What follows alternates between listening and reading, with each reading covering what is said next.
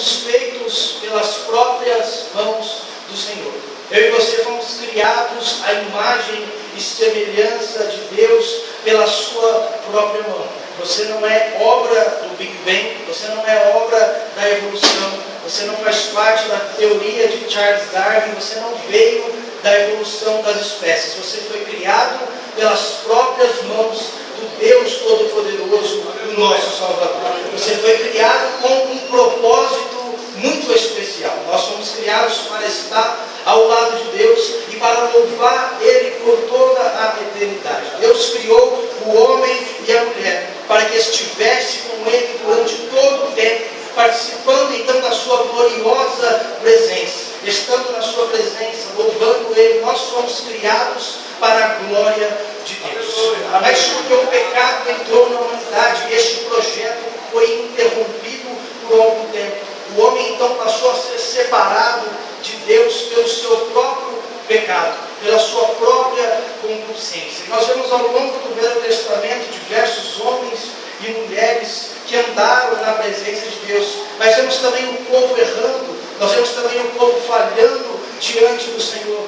Deus abençoava o povo estava feliz, estava alegre, depois o povo errava, depois o povo pecava, depois o povo trocava o lugar de Deus pelo lugar dos ídolos. Deus enviava então um profeta, as pessoas eram restituídas então ao estado original da sua adoração.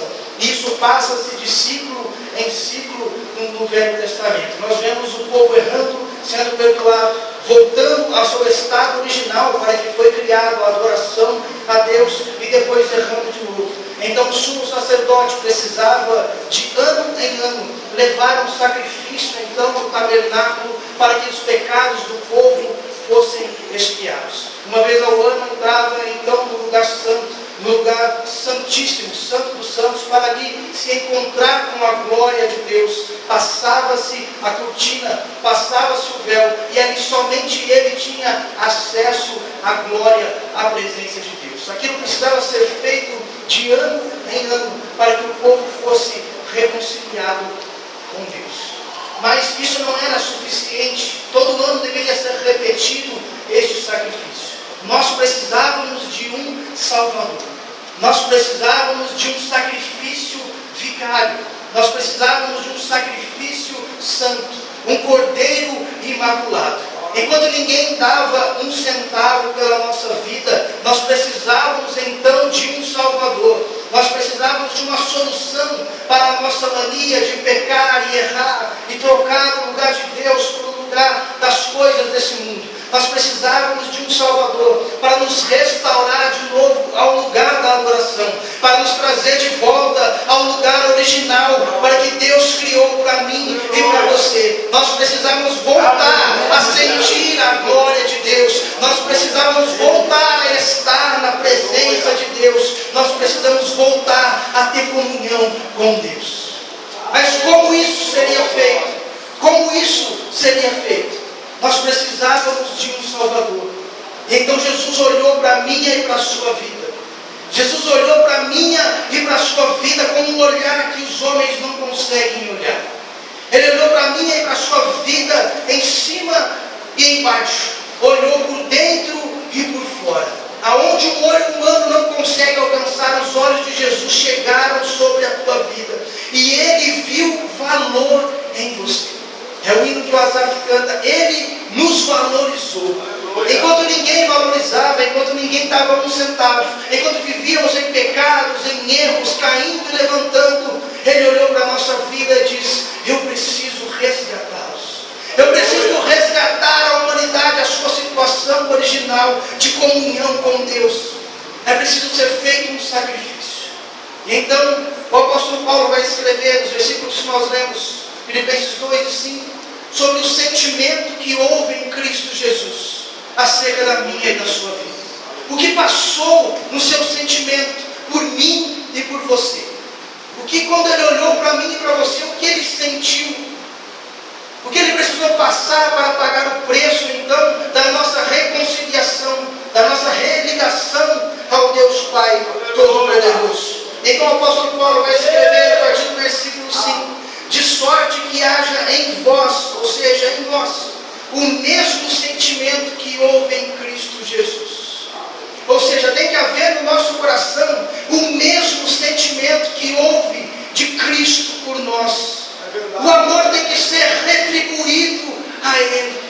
Os sentimentos humanos são diversos. Nós passamos nervoso, nós passamos raiva, passamos por problemas diversos no nosso emocional. Passamos por problemas, às vezes nós deixamos os sentimentos, as vontades da carne, então aflorar na nossa vida.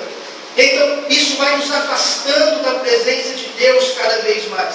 Quando damos vazão ao sentimento humano, nós deixamos mais de lado o sentimento que nós deveríamos ter, que é o de Cristo Jesus na nossa vida. Paulo escreve: de sorte que haja em vós, ou seja, estamos torcendo para que haja em vós o mesmo sentimento que houve em Cristo Jesus, que sendo em forma de Deus, não teve por usurpação ser igual a Deus. Em João capítulo 1 diz que no princípio ele era o Verbo, e o Verbo estava com Deus, e o Verbo era Deus. Jesus era Deus, ainda que na forma de homem, ele ainda era Deus. Ele deixou então no céu toda a sua glória, todo o direito que ele tinha de buscar então os privilégios, os benefícios de ser Deus, e se esvaziou de tudo isso. Deixou toda a sua glória nos céus, ainda tendo o direito de buscar, ainda tendo razão para exigir os seus direitos, ele preferiu renunciar a eles.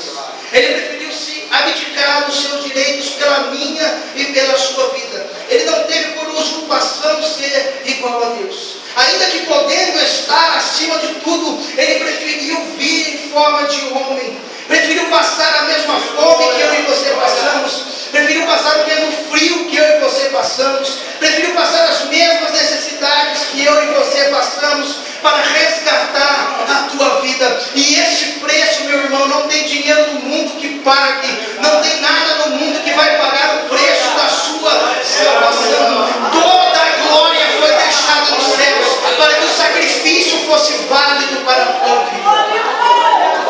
Porque um Deus se sacrificando seria fácil, porque Ele pode todas as coisas, mas na forma de homem, sofrendo as dores que Ele sofreu, sofrendo então as angústias, a ponto de no jardim do Getsemane transpirar gotas de sangue de ansiedade, pagando o preço pela minha e pela sua vida. Mesmo assim, ele não teve por usurpação ser igual a Deus.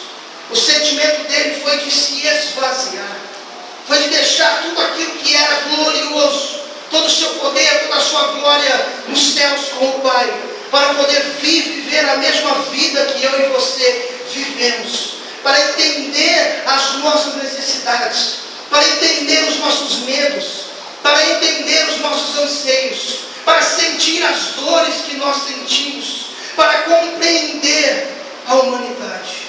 Aleluia. E então ali ele se ofereceu como um sacrifício vivo pela minha e pela sua vida, se esvaziando da sua glória e tomando a forma de servo.